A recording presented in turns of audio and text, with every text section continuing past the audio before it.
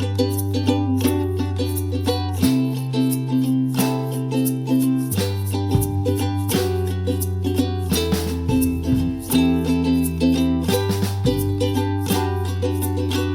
back to another episode of Never Ending Adventure. My name is DJ Nitty P, and this is my co-host, Rusty Tizzy. Whoa, I love this vibe. Hello. This is the vibe that I currently have. I don't know if this is the vibe that you currently have, but it is, Ned, it's raining knives. It just began raining knives. I know we little were Nashville gonna- Night Storm. a little bit. We were going to wait and record this podcast an hour after the storms, and it just kept saying, "Oh, the storms are coming, storms are coming." They never did, and now they have. So, here we are. If we have a weird episode or have some weird gaps, pauses, it is due to either dogs freaking out in Russell's house or powers being lost, and so bear with us if it's. But we have to be acceptable of that because Bankston had his gotcha day yesterday, so he's kind of worn out. He's in an interesting mood after 7,000 feet or 7,000 steps, or if you're considering the fact that he's a quadruped, 14,000 steps. I was like, I'm going to take him for a bunch of walks. Plus, Allie's out of town right now. She's down in New Orleans. So it's like a whole bunch of little factors. But, it's been a boys' weekend. It's been, we can't hate that. A little boys' weekend. That sounds nice, man. A little boys' weekend and a little bit of. How you been? I've been good, man. Actually, a couple of different things going on right now that pertain really great to this episode. By the way, we're talking about Season 5, Episode 22, The Party's Over, which is a fun Ice King episode that involves actually the first time that they have ever left the land of Ooh in the show, except for going to alternate dimensions or space. Pretty cool. So, kind of the first time we've ever seen that there is like a big ocean with stuff in it outside of But it's Ooh. just like we go to a singular island that is a lady. But what's great, how it pertains to me, is actually we just had a party last night. I had a friend that was turning 30, so it was a death to her 30s party. So everybody dressed in I had like a big skull shirt on and painted my nails black and nice. Got to be all like goth and stuff like that. And then just got back from the beach as well. So I was like, Jealous. islands and parties and beaches. I was like, hey, that's kind of everything that's going on in my life right now. Oh, man. I didn't even realize my rec is going to be along this theme as well. So, hey, this is great. Things are aligning. Everything's aligning aside from the storm. aside from the storm, our topics are aligning. How about that? So that's kind of a good thing. But I don't know, man. What do you think about this episode overall? It's I thought it's a fun one because it stays deep and it stays kind of like fun and new, not just kind of like how I really thought the Princess Potluck episode was, which was kind of just boring and old Adventure Timey. But this somehow has like a new, fresh feel to it. You know what I mean? It does feel like we're taking steps in a good direction with Ice King, despite the fact that my initial thoughts were, man, freaking come on, continuing to be problematic. Ice King, we got to move past this. I mean, even just the title, The Party's Over, in my mind, like I feel like that's alluding to the fact that this might be the last time Ice King is like trying to kidnap princesses or something like that. Like I think that he's is realizing actually, even in this episode that he's kind of like, oh man, like whatever, the banana guards, like take me away, it's fine. I don't care. Like get out of my way, Finn and Jake. Like I'm not doing anything. I've decided not to. And he even asks, which I don't know if we've ever seen him ask the opinion of one of the princesses or taking it like literally what they said, where he's like, well, like search your heart, like let's look deep, Princess Bubblegum. Like, don't you want this? And she immediately is just like, no, get out of here. And he goes, okay, all right, fine, I'll leave. Yeah, no, I think this is a big turning point. And I think you are correct. If I'm not mistaken, he doesn't do any like, let me go randomly kidnap a princess after this. So I think he does have some like pursuing Princess Bubblegum moments through the rest of the show. But not I think we're getting away from just like kidnapping princess episodes. I think they probably started being like, okay, that's a little bit of a crutch to lean on from like the writer's perspective. You know, we can't just keep having the Ice King go and kidnap somebody and Finn and Jake rescue them as this like constant, okay, we don't have any ideas for the day. So who's, IK going to capture next? So I get they're doing it as part of the character development. And that's what I'm glad that's kind of like what you pulled out as like the main topic for you, is that this is a Ice King development episode for sure. A little bit. He's got plenty of problematic things, and we'll get to all of the. I think I listed 4 like specific moments that I feel like his old Ice King-y, wizardy, chaotic nature comes back out, and it gives me a little bit of the like, like I was saying earlier, like let's move on. But overall, good episode. I thought it was really fun that Finn and Jake are like, Jake doesn't even say anything. Like Finn says like 2 words maybe, and then they're gone. They're not in this episode at all. This is straight up an Ice King adventure. And I mean, I know you said that he was coming back, but the Party God, I can't believe we're revisiting Party God in any way. It came out of the, well, I'm sure when you watched the episode for the first time, it came out of the blue. You're like, whoa, he's just dating. And I think, quote unquote, dating an island. It's like literally it's not probably his like real girlfriend, if you really think about it. I don't know, man. I mean, his stuff is all there, like just scattered throughout her bushes and stuff. Like in my mind, it seems like they are really dating. He's just a terrible partner. Yeah, I mean, like such a bad partner. I kind of mean the same thing. Like I say unreal. I mean, like reminding you of like have you ever seen Dewey Cox's story? No, I haven't. Dewey Cox. Yes, I have. So funny. Yeah. And it's that like, again, it's the Johnny Cash's story. Yeah, it's like Johnny Cash and meets the Beatles, meets like it's all of like it's Elvis meets Johnny Cash meets the Beatles. It's really funny. You need to watch it. Okay. But all in all, I say that as the rock and roll like lifestyle. You have like your on the road party girlfriends, and then like the wife that stays stagnant, stays at home, and you like always go back to that person. So that's kind of like that's what the island or Isla de Señorita is in this episode. It's like she's the physically can't go anywhere, but you can see he's got pizza, he's got his extra boom boxes. It's kind of like his crash pad, his little like home base, but he doesn't care about her like at all. Yeah, that kind of blows. I hate that for the island lady because she's great in this episode. Unfortunately, I do feel like through empathy, like Ice King is kind of like weaponizing empathy to relate and kind of emotionally manipulate her and her actions. Like, sure, it was probably best for her to break up with Party God, but I don't think she would have done it in that way. Or, like maybe it was just something that was coming long term. But it's really problematic in my mind because Ice King's intentions weren't good. Like Ice King's doing that because secretly he's kind of like, oh, well, maybe I can get with this secret or this little island lady. Yeah. Well, I have 2 theories of thought on this one too. And my first theory of thought is that it's just that. It's like the Ice King just like, I have another lady in my life that I kind of now I really like, and I really like talking with her, and I want to be with her. So he's going to just break up with her. But I don't think that that's the true like deeper meaning of this episode, because when he tosses Party God's head into space, he goes to break up with PB, but he doesn't go right back to the island. He doesn't like go back to like go and date her. He says, I'll visit sometime or whatever.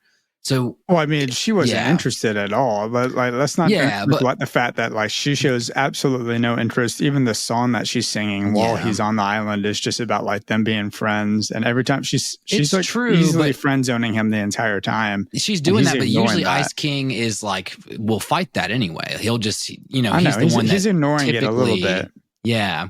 Now, I think my second theory of thought though, is that he's playing out the scenario that he's thinking about with PB, and he's trying to basically project how he's feeling onto the island and be like, hey, you should break up with him. And then kind of seeing how that goes for her to see how it would go for him. And so I would say like, that's kind of the deeper thought is going, when you're meddling with other people's relationships with maybe advice or like, again, kind of unwarranted, hey, maybe you have ulterior motives. Maybe you kind of like that person, but you're also seeing like, hey, I want to watch your drama happen to kind of see what that drama would be like in my life a little bit. You know what I mean? Yeah, I think I see what you mean. I mean, especially because Ice King does when he's, I'm going to say quote unquote, breaking up with Princess Bubblegum, because obviously they're not in a relationship and that's totally in his mind. And does he actually think of her as his girlfriend, or is it just kind of like another, today she's my girlfriend, tomorrow like this person's my girl? Like, I don't know. He's all over the place with his princesses, but he does cite the like conversation, or really the situation with the island lady and with Party God by saying like, I'm just a big island. You can come and go as you please, which is obviously not what he is, but in his mind, he's somehow relating it to. That's how he sees it himself. Yeah, that's how, and that's kind of the madness thing. Obviously, like you could just be like, yeah, Ice King's like really selfish and doesn't think about others. But like again, he's kind of going crazy. Like he's kind of always wild crazy. Though. So like I feel like he kind of ped Princess. Sorry. I know what you meant, but it did sound weird coming out of your mouth. Let me rephrase that in a non-sexual way. I feel like Ice King kind of nailed Princess Bubblegum in that he does say that Princess Bubblegum is just so closed off to her emotions. She crushes the relationship so that she doesn't have to develop any feelings. And in my mind, it's almost like he is reading her, but he's reading her about someone else.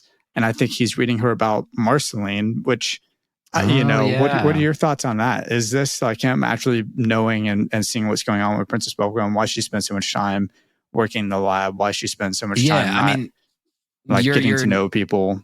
You're nailing it, because we just finished the episode The Suitor, which we kind of brushed on this topic a little bit of like PB and relationships and how she's more just like shutting herself off to do the science stuff. And like, that's not healthy, even if she's immortal and could literally like lock herself away for 5 years if she wanted. Yeah. But that is right. Like, I think that he is really like hitting the point that, and that probably strikes a chord with her a little bit of like, hey, you're closing yourself off to your emotions. You kind of come in and out of people's like lives like that too. And that's, again, I think it's Marceline. It's a little bit of Finn as well. Not like her feeling towards Finn, but the whole like, hey, you can kind of swing through. It's like kind of what we've talked about, how she kind of has that flirtatious vibe with Finn over and over and over again when he's like openly said like, please stop. Don't do that to me anymore, you know? Mm-hmm. Yeah. But I also, I see it's a little bit, I think that's the ending part of the episode for sure. But yeah, I think a lot of the main focus is that he's projecting how he feels. And yeah, the island kind of probably feels that way a little bit, but he kind of projects here's how you should feel because here's how I feel about Princess Bubblegum onto Miss Island, you know?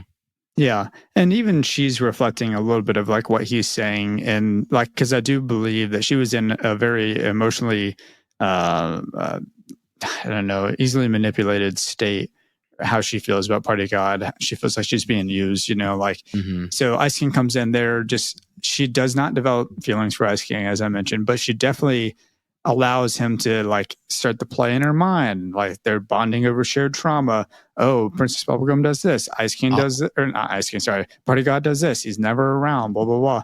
So she even reflects what he said to her at the beginning of the episode when she does officially break up with Party God, though not technically because Party God is unconscious after the fight with Ice King. He's probably going to come back at some point and be very, very confused. Come back.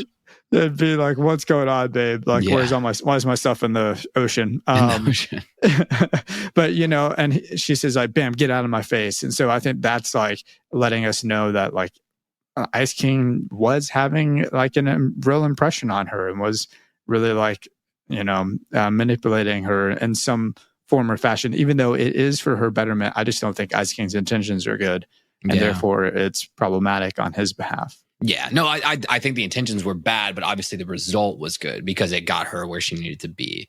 And it was pretty much, I mean, if you want to like where she is because she's an island and she can't go anywhere. Actually, I mean, the funny point is the isolation and the feeling alone aspect. Probably a lot of the reason she wouldn't want to break up with Party God is because obviously there's a reason he's coming back, right? There's a reason he has a need for her per se. And that if she's probably has a lot of that fear of breaking up, of going like, well, if I don't have him, then I'm alone. I'm very alone, very isolated. And I think it's a shame that he can't have parties on her. I think it happens. It obviously happens. There was like pizza boxes and things everywhere. Okay. So like it definitely happens. But again, she can't go to a party. She can't, you know, like she's stuck where she is very physically, like very in a very literal sense, you know? Yeah, but Ice King, I think, comes and brings her to the realization of going like, hey, like he's not the only, like it doesn't have to be me. And he kind of gets over that. It doesn't have to be him, but like you'll have other people that will care about you. They'll come along kind of mentality too. So that's, I think that again, it's like, I think maybe at the beginning, maybe when it first started, it was a little bit manipulative. And then I think by the time he sees how toxic the relationship is, he's more like, okay, like she needs to just get out of this for her own sake. He's a little bit more empathetic. Yeah. Like you said, he doesn't like overly come back immediately after he throws Party God into space and stuff. He does give her space and naturally listens to her kind of being like, well, maybe we'll hang on. And, I don't know. There's a little bit of a supporting like Adventure Time canon thing on why that might be the case as well. Because they do mention, the Ice King takes his crown off, ties it around his beard for the majority good portion of this episode. And referencing it back to, I think it was in Holly Jolly Secrets Part 1, just when seeing that, like, that was the first time Simon mentions, like, every time I take the crown off, I feel a little bit more back to normal. And every time I put it on, I get a little crazier. I'm talking about his innermost thoughts and things like that. So, like, I think that the longer he can go without wearing the crown, he starts to come to a little bit just with not being as crazy and actually having the real Simon come out more. Yeah. Okay. So yeah, the beginning of the episode could have right off the bat been kind of Ice Kingy, and by the time he leaves, he could be like way more Simon. Yeah, I like that a lot. Yeah. I wasn't sure. Did he put the crown on right before the fight with Party God? When does he put the crown back on? He puts it back on, I think, when Party God leaves for the second time, when she doesn't break up with them. Okay. And he goes, I'm going to break up with them for you, pretty much. And then that's when he puts it back on to fly after the Which I don't love that he takes it upon himself to go break up with. It's Party very God much her, like, again, meddling in other people's relationship. I think he wants to see how the island handles a breakup. So he's like, I'm going to just do it for you. Because again, he's more vested in this for his own, I'm not going to call it entertainment, but like, okay, I want to know what happens here, Yeah, I mean, that's a really interesting point too, because he doesn't have the crown on. And we know for a fact, at the very least, that there's a 2-day period of him hiking from the knee to her face. Yeah, from the knee to her face, which is kind of awesome. Like, I love that they played with the distance and the size of everything, where he climbs up this mountain on the island and it happens to be her knee. And then she can't hear him, but he can hear her because of the distance and how small, and he can't project his vocal cords that far and stuff. But also from the 2-day distance to the face, we know that Party God's been away for a while. Like, he's been partying at this party or other parties for quite a bit. I mean, he is the god of parties, supposedly. But which is a great. Let's just take a moment to appreciate that in Adventure Time again. Just have a moment that they created a party god. Well, I got a theoretically speaking about that, Ned. Oh, is that okay? Can we do that real fast? Yeah, absolutely. So, in my mind, and keep in mind, this is my first time watching Adventure Time, and I've seen Party God once or twice, maybe. Yeah. I don't think that Party God is truly a god of celebrations and festivities. In my mind, he's just some frat bro who dubbed himself the Party God one time back in college. And ever since then, he's been introducing himself as Party God. He's forcing that nickname just to take root among like people he's close to.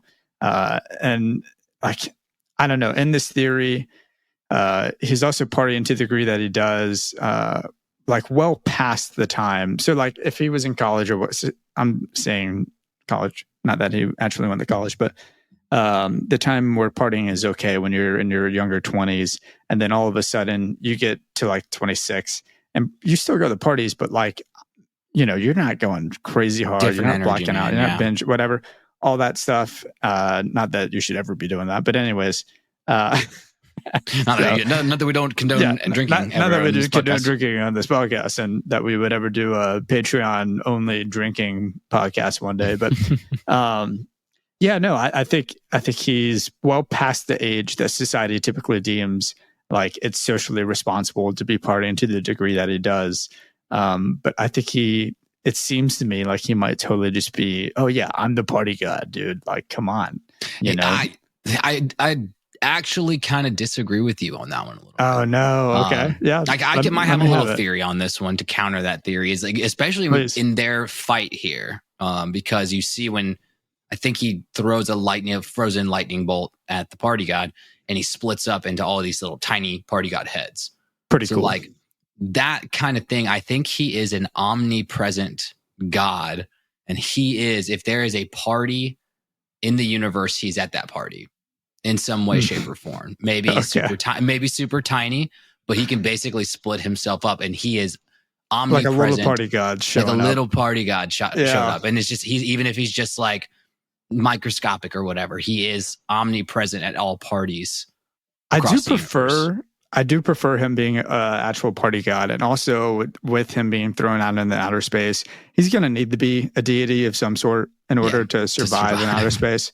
So if he didn't die from Ice King dropping a giant cloud of ice on top of his head, this might kill him. But if he truly is the party god, the god of parties and festivities, then I'm all about it. And I'm okay with that. But I like to think that he's just some bro. I mean, he's got the hat backwards. Like he's also committing party fouls, which in my mind is not very party god-like. I know. You can't be going to a party and throwing up in a freaking like record player in a boombox in a stereo. Yeah, boombox. But yeah, chalk that up to my tops of the episode. Okay. It's just like, I can't party foul a party. I'm the party god. And he's redeeming it. That's why he's going back. He's going to bring the boombox. He's going to counter his party foul. So yeah, I mean, my tops for this episode is like, it's right after that when Ice King does go to break up with party god for the Island Lady. I hate that the Island Lady doesn't have a name because I just want to say a name so bad. On paper, it's Isla de Senorita. So it's literally, I think her name is Miss Island. That's kind of the only name they gave her. So, but anyways, my tops is Ice King goes up to him and his opening line is like, I'm the guy who's been spending a lot of time with your girlfriend, which what is freaking hilarious. And then the fight is so good. I love just everything about it. In the middle of it, Ice King's like, take it easy, Wolfie. I just stomped grapes on her tummy. That was one of my lessons of the week was you can't smash grapes on other guys' girlfriends' tummies. Can't be doing that. And then he has this giant ice sword at one point too, which does absolutely nothing because Party God just headbutts it, I guess. I don't know what he does. I think he just smashes him on the head and it just doesn't do anything. So, but it's a very fun fight scene. I really enjoyed that. They really did it cool with the lasers and the splitting heads and the honestly, it's always fun to watch. Yes, it was fun to watch Ice King's like power come out too when he because he is pretty docile like most of the time, and then when he can be like, I'm going to create a 50-foot ice sword. That's like, I'm like, okay, cool. We get those like ice ninja powers back in from that episode. Yeah. The final like problematic moment that you have with him is I wrote it down as Weekend at Bernie's Ing, which is just probably not the best thing to be doing. No, especially again, it's a lot of that. Again, you're meddling in that person. He's like, man, I knocked out the boyfriend, so now I'm going to Weekend at Bernie's, the party god, to break up with the island. So, yeah, I mean, we really haven't even discussed the whole scene with Princess Bubblegum where he, like, it's got to be so traumatizing, dude. He wakes her up, like, with duct tape over her mouth, hanging over her bed. Like, I mean, if that doesn't traumatize Princess Bubblegum, I think it would for anyone else. You know, it kind of blows my mind that stuff like that happens because of Ice King and man, it's people are still mentally okay after that. How bad the Banana Guard security is that he can truly sneak in and be under her bed the whole time while she's asleep. So it's so bad. It's real bad, but yeah. I don't know. I have a fun, theoretically speaking, that I want you to kind of pick your brain on. Mm-hmm. I also, even though we've talked about all this with the party god, I kind of have a theory that this may all be happening in Ice King's head. That he is totally, none of this is actually real. Okay. So kind of supporting to that theory, he gets in the boat and he, paddles off or whatever. He does get in a shipwreck in a storm and just wakes up. So that's kind of like, okay, concussive like theory there that he might be like concussed and having this kind of like weird fever dream stuff. He's laying in a hospital bed, like totally unconscious, just dreaming about living on an island. Yeah. And I think with him talking to the island and again, projecting what's happening in his life, it's exactly quote unquote, not exactly what's happening, his life to her life, but that's how he sees it. He sees him and the island as the same, that PB is treating him just the way that Party God's treating the island. So that's kind of, again, ironic of all things too. And I think it's him, again, he takes the crown off and it allows actually his weird concussed like dream state to healthily play out a relationship situation. And for him to be thinking about how that happens through the visualization of it happening to someone else. I like that. I like that theory. So, and then that's why at the end, he just throws the crown on and flies right back and he breaks up with her. Everything he says to PB is, like, I'm just an island that you think you can fly to over and I was like, actually, that would be very like M. Night Shyamalan-y, where it's like, oh yeah, that didn't happen. That's just how he processed it, So at some point he wakes back up and he goes, all right, I'm going to go break up with Princess Bubblegum. Interesting. Yeah, he basically wakes up, or that's the way he sees the world. Like, I don't know if you've ever seen, you've probably never seen it. It's a movie called Beau is Afraid. And the whole movie is from the perspective, he's a schizophrenic guy. It's played by Joaquin Phoenix. And the movie, what you're seeing is how he sees the world. And it's just like, he looks out the window and there's people just like murdering and stabbing each other in the streets. And like, he has to like walk across the street to like go get his mail and come back. And so I was like, okay, that's us maybe in this episode, seeing the way that Ice King sees the world, but like put on picture frame, Yeah.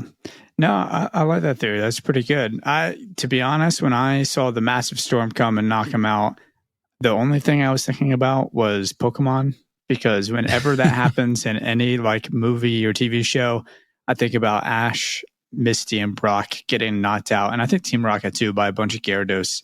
And then I think they wake up on the island with the giant Pokemon that are mechanical or something. I'm trying to remember if that's one of the movies, right? No, that's like in the first season of Pokemon that it happens. Yeah, they're just on some like giant like theme park island of giant Pokemon. Gosh, it's been a while since I've watched season 1, so I was like, that sounds familiar, but yeah. For sure. But that's all I can think about. It's just that one scene, they piss off the Gyarados, and then like 8 of them come out of nowhere, start spinning circles and causing whirlpools and stuff like that, tornadoes or twisters or whatever. Yeah, it's a very, I guess, cliche, like going out and having a shipwreck, and then that starts the adventure or whatever. So, but I almost wonder too, like maybe that didn't even happen. I don't know. Yeah, like he could have just even been at home the whole time. Like, did he actually even get in a boat and go out on the ocean? Or is he just totally imagining everything the whole time? I don't know. Poor Gunther, though. I mean, he was so cute. He's my lovely for this episode. Oh, all right. Yeah. Well, he's the man of the house. He's just falling asleep playing Game Boy. I mean, like, what's more adorable than that? I love it. No, I didn't even think about that for my lovely, because it was so quick in that episode. And I will give my lovely to Gunther in other episodes for sure. Okay, well, what's your lovely on this episode? Because it's hard. It's gotta be Ice King, honestly, for Ice King? Okay. Yeah, and there's not even the Ice King episodes or Simon episodes. He's not going to get my lovely every time. But this one, I think just I like seeing the progress of his character. I like him. And then just even at the end, that we just get enough to keep him crazy enough to keep going. Of just like, maybe we'll work things out. So it's like, okay. But I like that this is one of those ones. Every time you see him come back and be a little bit more of a relatable character, that's fun. And then also, I loved the scene. Again, I'm a big wino, and I just like that they were making wine and sipping it out of solo cups this episode. Oh, yeah. Hanging out on the beach. Yeah. Her face. He becomes a zit and literally goes from one side of her face to the next with the Party God scenes. Party God doesn't even notice. Mm-hmm. Like, and again, that shows that he only noticed the zit, but he didn't notice when it moved. So, oh damn, that's deep. Yeah, deep, dude. It's deep, man. Not in terms of deep, but it just how this pertains. Have you ever had to break up with anybody, or like have you ever been the breaker upper in a relationship? I have. One time I've broken up with someone.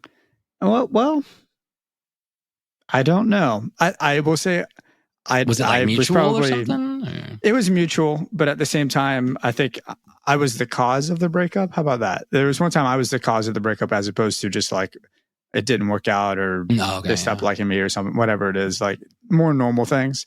It was, I think I've talked about this on the podcast once, maybe where freshman year of college, I went into college with a girlfriend and I just got so distracted, like hanging out with people, getting to know like all the guys on my hall, playing volleyball right outside the freshman dorm and stuff like that, that I just was being a bad boyfriend and that I wasn't like spending enough time like calling her and stuff like that. She was at a different college, and so, I mean, we lasted maybe 3 weeks or 4 weeks into college. And for what it's worth, like we had only been dating a couple months. But yeah, no, that's the only time, and I can't quite remember how that breakup went, but I think it was pretty mutual or she brought it up. And I was just like, she might have brought up like, right. Hey, something like, yeah, this is feeling this isn't weird. Working. And I was like, yeah, I get it. Like I'm not spending nearly enough time or being intentional enough within our relationship to like keep trying to do long distance. So I feel yeah, that's the only time that I can think of it. I mean, for what it's worth, like I really hadn't been in a whole lot of relationships just in general. So yeah. I mean, I haven't been in a ton either, but I've had one, the longest before I met my wife, and then the most toxic as well. I had to be the breaker upper in that relationship, and it's tough because I only asked it to see kind of I feel the pain there of being like, I know I need to break up with that person. I don't want to be with them anymore. It causes me more pain than happiness, but you get that fear of like, oh yeah, but like I will be alone on the other side of it. Will anybody want to date me again? And then like your like love feelings for that other person don't go away. You know, they're like that's what's kind of stays, but then you're breaking up with them going like, it's not going to, like, I do love you, but like, it's obviously not going to work out. It's obviously both way more toxic and painful for the both of us. And again, I think I delayed it for a long time and like knew it should have happened, but delayed it with all the fears again of what Miss Island has here of just probably. I can only imagine it's difficult to pull that trigger, like what you're saying, you know, like I can, especially for her situation where she is literally an island and this might be her first boyfriend or something like that. Maybe not, but like it's got to be really difficult to pull that trigger and say, all right, we got to break up. Because maybe on one hand, she was like, at least somebody like semi cares and comes by occasionally and hangs out with me. Like she's an island in the middle of the ocean, you know? So I don't know, but on a more literal sense, like, yeah, it's difficult even in relationships to take that step and decide, oh, this is what's best for me. Like I really should not be with this person any longer. Yeah. Well, it's nice. And again, I think that's where Ice King kind of plays the good card in this of like being supportive of like, yes, it's going to be hard, but like, you do know it, you're in your core that you like want to do this at your core. And she's like, yeah, I do. Like, I really do want to do that. So having a good, like supportive friend to be there on the other side and be like, you did the right thing. We're going to keep supporting. And it's not just like, and that's why it kind of sucks is probably, I remember going through my thing. It's like the first day you feel good, like, okay, got it done. It's like the hump is over. The worst part's over, but then it still doesn't make it like, oh yeah, like day 3. And I have been texting somebody nonstop for the last year and a half every day. And I'm now not doing that with anybody. And that feels weird and lonely, but having friends on the other side of that going, cool, let's go hang out. Cool, let's go do this. Cool, you did like, don't worry, you did the right thing, you know, is helpful. So that's kind of why it sucks that probably Ice King is not kind of around or checking in on her after the breakup. Until, because he's coming back, because Party God's coming back. Yeah. Party God's definitely, I mean, if he truly is a god, he will be back and he will be like, what's going on? Why aren't we, what do you mean we're not together or something like that? Yeah, it's going to cause a lot of confusion. And I hate to say it, it almost feels like it's going to cause like them to be like, oh, let's get back together. Like it's fine. Exactly. That, and again, that's why I think my theory about it kind of being like Ice King, where the very last thing he says of the episode of, no, maybe we'll work it out. It's like the same thing with the island. Is like maybe he'll come back, and maybe the island will be like, nah, like we'll just work it out. It's like it is exactly playing out in Ice King's head exactly how it would if it was like all an illusion. Mm-hmm. Yeah. Man, I was so curious. I'm like, has Party God met Party Pat? Remember him? Oh, like, yeah. Someone needs to connect those two because that is true. And again, I'm surprised that they didn't try to throw in, and unless I just hadn't written that character at that point. I don't know my timeline here. But Party, you think Party God would have been at that party inside the monster with all the bears. Yeah, because if your theory is true and he's hopping around and just little party gods are showing up at every party. At all parties, yeah. I don't know, Ned. I don't know. Maybe he was again, maybe he was there. We just didn't see him either. So yeah, I kind of like the fact that he can just make himself. I was curious with fighting, making yourself into little party gods. Does that like distribute your power or your like energy among all of those? Does he get weaker as like the bigger one get weaker as he makes the little ones? Like, how does that work? We'll never know. Yeah, we'll never know. Well, and that's why I think if it's a god character and we do mostly see him at that normal size, like maybe that's a little miniature version of all the other virgins, and why he would be like totally massive. And he says, "Oh, there's a great line," and I totally didn't write it down in this episode. And he says something about like my something deity is unmatchable to your power, and I was like, okay, so he's like he is kind of probably way more powerful than they're letting off. Yeah, I think that was right after he uses his headbutt ability to break Ice King's giant ice sword. Yeah, you keep saying headbutt because I think you want to call it that Pokemon move. He's a Pokemon. I mean, look, Party God's a Pokemon for sure. We've seen what Pokemon's doing, putting just terrible things that aren't Pokemon out there into the floating wolf head with a hat on is definitely whatever 20th generation of Pokemon we're on right now. It feels like it makes sense. I mean, I'm playing Pokemon Go, and the Pokemon that's out in 5-star raids right now, I've never seen before. It must have been like DLC, like legendary or something like that. And man, it looks hella goofy. I don't know what's going on with it. It kind of reminds me of a Gumball Guardian a little bit for some reason. Ooh. Yeah, that is. But a weird I don't know design. the name of it, so I can't let you look it up or tell you how to look it up. Just there's a TikTok out there that's so funny with Pokemon. Because we don't tangent on this podcast ever. But a guy just like makes fun. He's like flipping through the new Pokemon like books or magazines or whatever of new Pokemon. He's just like, I choose you, ice cream cone. I choose you, bear with booger. I choose you. This one's literally a sassy snake with pants on. Like, oh my gosh! I thought you were just making that up. Yeah, no, those are all legit. Those Pokemon. Are all Pokemon. Yeah. Dude. Also, I will say one of my biggest laughs of this episode was at the beginning with the Banana Guards, Princess Bubblegum, and Ice King, where Ice King's just like, "Babe, come on, we promised we wouldn't make our problems public." That line was so funny when he's just like, why are you playing the victim? What are you doing? I know, dude. Gaslight. I literally like just bold letters like gaslight extreme. I was like, reach down so deep into your heart, and she's like, yeah, I don't want you here. And he's like, no, reach a little deeper. You probably do. You do want me here. I'm like, oh, this is like the worst kind of gaslighting. Yeah. Now, what's your lesson? Have you already gone through all of them? No. The first one, I said, you can't party foul a party if you're the party god. That's one of the lessons. You just can't do that. That's really good, actually. And man, my full lesson is all it takes is some alone time at the beach to work out your life's problems. So I just got back from the beach, and again, just nothing better than just like disconnected for a little while on the beach, watching the ocean. Brag. My lesson, I'm just jealous. My lesson is mind your own damn business. And my other lesson is, well, maybe we shouldn't party forever. I hate to say it. Doesn't sound good. I don't like the way it's coming off leaving my lips, but maybe we shouldn't party forever.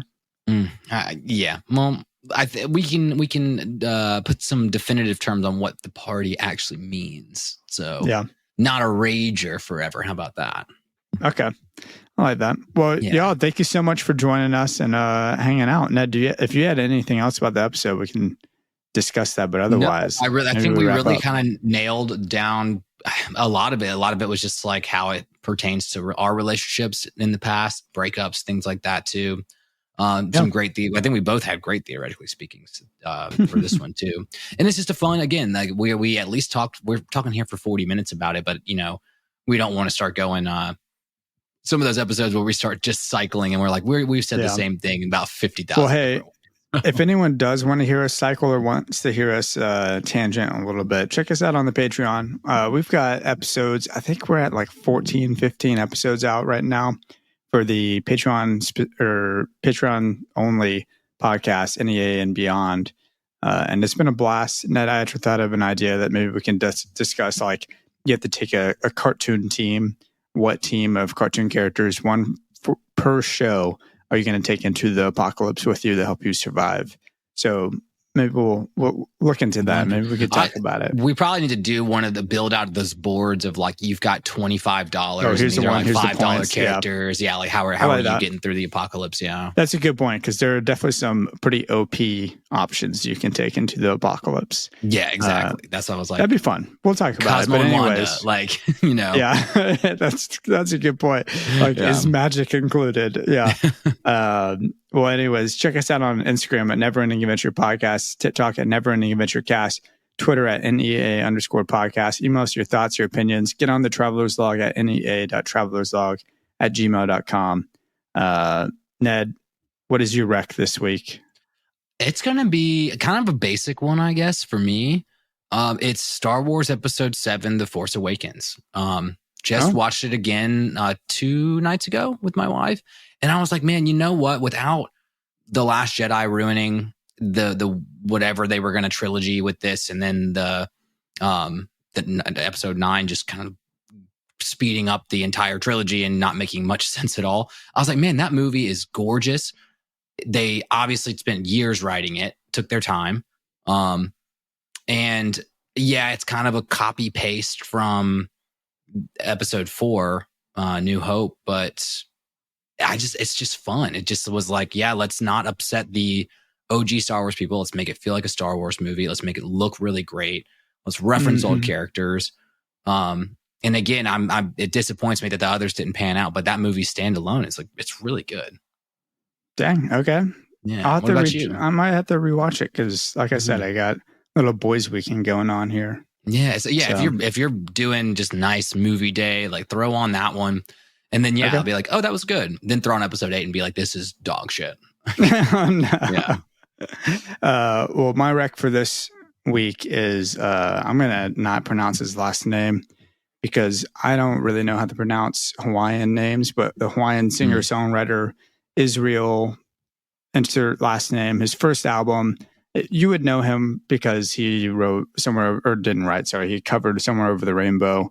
And it's super famous, popular ukulele cover. The ukulele cover. Okay, yeah, I've heard that one. So his first album I've been listening to pretty nonstop this past week, called Facing Future from 1993. And I really enjoy it. A lot of songs are not in English, which is kind of nice because, again, I'm usually working while I'm listening to music nowadays. And I like to not be able to know what the lyrics are saying, so I'm not getting distracted.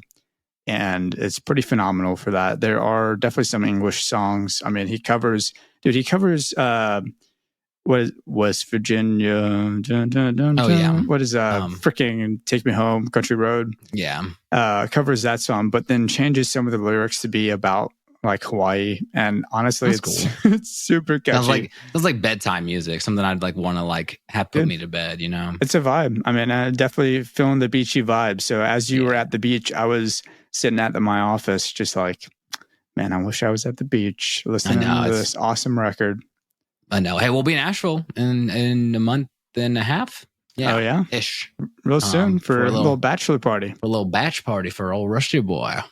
Yeah, that'll be really fun. I'm looking forward to that. It's a different kind of beach, you know, like in a mountain. It's a mountain beach. Like a mountain beach. Yeah. I mean, it's just if you really think about it, what is a mountain if not just a giant knee of the continent? So, you know, like... It's a really high beach. Yeah. Really high beach. Anyways, y'all, thank you so much for joining us. I mean, as always, party forever. I'm sorry. I mean, bam, get out of my face. That's good.